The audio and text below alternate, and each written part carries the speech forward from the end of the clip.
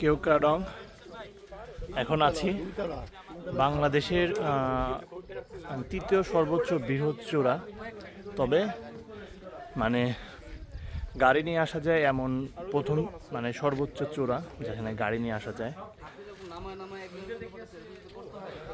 অনেক প্রায় কালকে 10 থেকে মিনিমাম 14 ঘন্টা রাইডের পরে আমরা এই জায়গায় আসতে পারি নাই, তাও অনেক লেট হয়ে গিয়েছিল। তো এখন সকালে আমরা আসছি, যদিও দেরি হয়ে গেছে।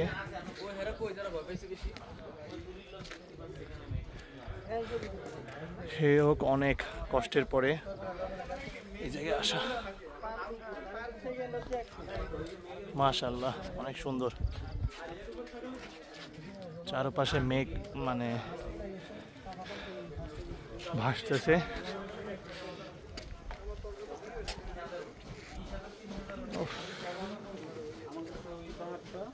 নামতে ভয় লাগতেছে।